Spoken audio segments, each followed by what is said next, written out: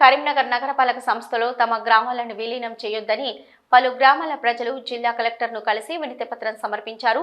ఈ సందర్భంగా రైతులు మాట్లాడుతూ నగరం చుట్టూ ఉన్న గ్రామ పంచాయతీలుగా ఉన్న దుర్సేడు, గోపాల్పూర్ గ్రామాలను విలీనం చేస్తూ వెలువడిన ఆర్డినెన్స్ను వెంటనే రద్దు చేయాలని బాధితులు జిల్లా కలెక్టర్ను కోరారు.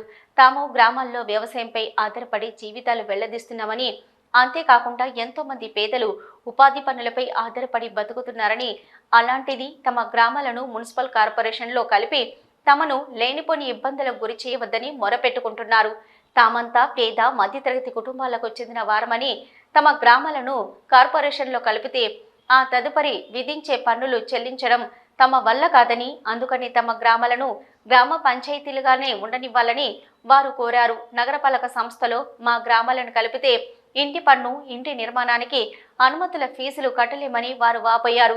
ఈ కార్యక్రమంలో దుర్సేడు సింగిల్ విండో చైర్మన్ తోట తిరుపతి, గోపాల్పూర్ మాజీ సర్పంచ్ ఊరాడి మంజుల మల్లారెడ్డి, మాజీ ఉప సర్పంచులు సుంకిసాల సంపత్రావు, ఆర్ఎస్ శ్రీకాంత్, మాజీ సింగిల్ విండో చైర్మన్ మంద రాజమల్లు, మాజీ వైస్ ఎంపీపీ వేల్పుల నారాయణ, కోరుకంటి వెంకటేశ్వరరావు, శ్రీ రామోజు తిరుపతి, గోనె నరసయ్య, ముత్తునూరి రాజకమల్, గుండేటి కుమార్, రైతులు, ఉపాధి హామీ కూలీలు, గ్రామస్తులు తదితరులు పాల్గొన్నారు.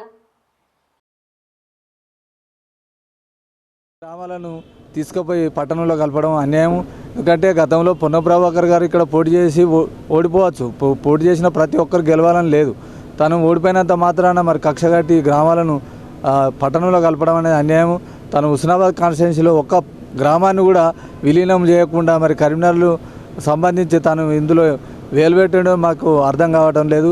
దయచేసి ఇటు ప్రతిపాదనను విరమించుకోవాలి. ఎందుకంటే మరి మా 2 గ్రామాల్లో 1920 ఎకరాల వ్యవసాయ భూములు ఉంటాయి. దానిలో ఒక్క ఇంచు కూడా వేస్ట్ కాకుండా వ్యవసాయం చేసి కూరగాయలు, పాడి పంటలతో పచ్చగా ఉండే గ్రామాలను తీసుకుపోయి మరి అందులో కలపడం అన్యాయం. మరి అలాగే ఎస్ఆర్ఎస్పి కెనాల్ ఉంటుంది, ప్యాక్స్ ఉంటుంది. మరి పూర్తిగా వ్యవసాయం మీద ఆధారపడ్డ ఈ 2 గ్రామాలను తీసుకుపోయి కలపకూడదని, అలాగే మొన్న తీసుకొచ్చినటువంటి ఆర్డినెన్స్ పునఃపరిశీలించి ముఖ్యమంత్రి గారు కొంచెం సానుకూలంగా మా గ్రామాల మీద దయ చూపి కరీంనగర్ కార్పొరేషన్లో కలుపుతున్నటువంటి మా దుర్సేడు, గోపాల్పూర్ గ్రామాలను కలపవద్దని మేము జిల్లా కలెక్టర్ గారిని కోరినాము.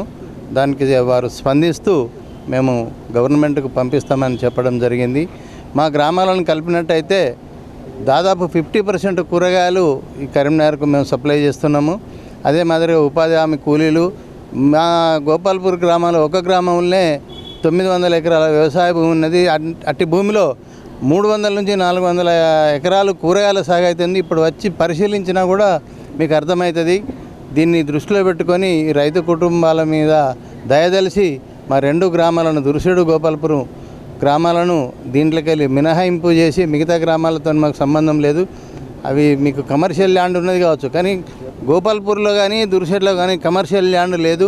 దాన్ని 31% కమర్షియల్ ల్యాండ్ ఉన్నదని చెప్పి దొంగ లెక్కలు చెప్పి సూచించి మమ్మల్ని విలీనం చేయడానికి ప్రతిపాదించారు. కాబట్టి మీరు గ్రామాలలో గ్రామ సభలు పెట్టుకుని